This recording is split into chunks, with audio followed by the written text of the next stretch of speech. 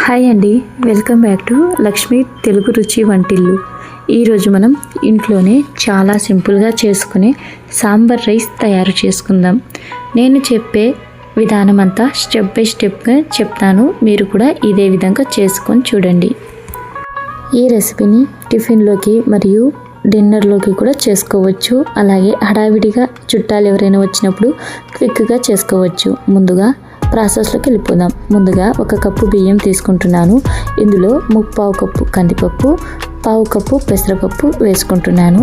ఈ మూడింటిని నీళ్ళలో బాగా శుభ్రంగా వాష్ చేసుకొని, సాంబార్ రైస్లో అన్నం మెత్తగా ఉండాలి కాబట్టి నీళ్లు కొంచెం ఎక్కువగానే పోసుకోవాలి. నాకు ఇక్కడ సుమారుగా 4 నుంచి 5 గ్లాసుల వరకు నీళ్లు పడుతున్నాయి. అలాగే రుచికి సరిపడా ఉప్పు వేసుకొని కుక్కర్ మూత పెట్టి ఫ్లేమ్ మీద ఉంచుకున్నాను.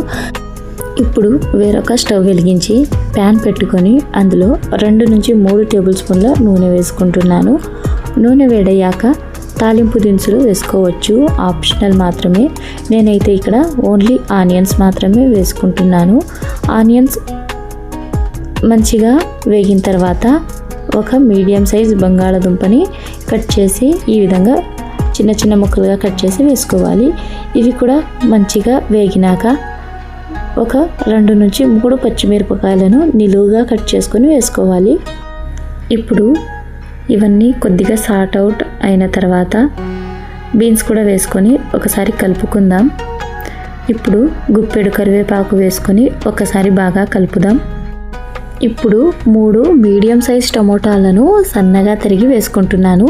టమోటాలు కొంచెం మెత్తగా అయ్యే వరకు అన్నీ బాగా కలుపుతూ సార్ట్ చేసి, అలాగే చిటికెడు పసుపు వేసుకొని ఒకసారి బాగా కలిపేసుకుందాం.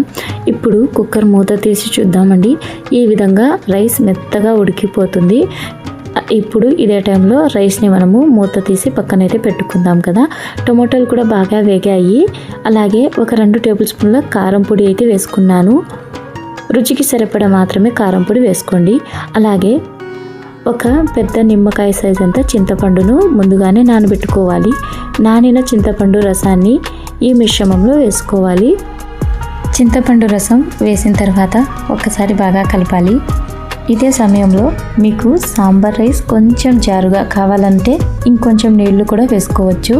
కానీ నేను మరీ జారుగా కాకుండా వేడివేడిగా తినడానికి సరిపోయే మీడియం కన్సిస్టెన్సీలో చేస్తున్నాను. ఇప్పుడు కూరలో టమోటాలు, చింతపండు రసం అన్నీ బాగా ఉడికిన తర్వాత మనం ముందుగా ఉడికించుకున్న అన్నం పప్పును ఇందులో వేసుకోవాలి. అన్నం మెత్తగా ఉండే కాబట్టి గట్టిగా కలపకుండా నెమ్మదిగా కింది నుంచి పైకి కలుపుకుంటూ రావాలి. అన్నం, పప్పు, కూరగాయలు, చింతపండు రుచి అన్నీ బాగా కలిసేలా చూసుకోవాలి. ఇప్పుడు నేను సాంబార్ పొడి, ధనియాల పొడి వేస్తున్నాను. ఇవి రైస్లో కలిసిన తర్వాత వచ్చే వాసన, రుచి చాలా బాగుంటుంది. ఇప్పుడు కొత్తిమీరను సన్నగా తరిగి వేసుకొని ఒకసారి బాగా కలుపుకుందాం. చివరగా 1 టేబుల్ స్పూన్ నెయ్యి వేసుకొని మళ్ళీ నెమ్మదిగా కలుపుకుంటున్నాను. ఇదే సమయంలో ఉప్పు సరిపోయిందా లేదా ఒకసారి రుచి చూసుకోండి. అవసరమైతేనే కొంచెం ఉప్పు వేసుకోవచ్చు. ఇప్పుడు చూడండి, మన సాంబార్ రైస్ మంచి మీడియం కన్సిస్టెన్సీలో వేడివేడిగా తినడానికి పర్ఫెక్ట్గా రెడీ అయిపోయింది. మరి జారుగా లేదు, మరి గట్టిగా కూడా లేదు. అన్నం, పప్పు, కూరగాయలు, సాంబార్ రుచి అన్నీ కలిసి చాలా కమ్మగా ఉన్నాయి. వేడివేడిగా సర్వ్ చేసుకొని పైన కొంచెం నెయ్యి వేసుకొని తింటే చాలు, చాలా రుచిగా ఉంటుంది. ఇంట్లో అందరూ ఇష్టంగా తినేలా ఇలా సింపుల్గా సాంబార్ రైస్ ఒకసారి మీరు కూడా తప్పకుండా చేసి చూడండి. కానీ ఈ రైస్ని తినే ముందర మాత్రమే ప్రిపేర్ చేసుకోండి, లేకపోతే కొంచెం గట్టిగా అయిపోయే అవకాశం ఉంది. ఈ రెసిపీని మీరు కూడా చేసి చూడండి. ఈ రెసిపీ నచ్చితే వీడియోకి ఒక లైక్ చేసి మీ ఫ్రెండ్స్ అండ్ ఫ్యామిలీకి షేర్ చేయండి.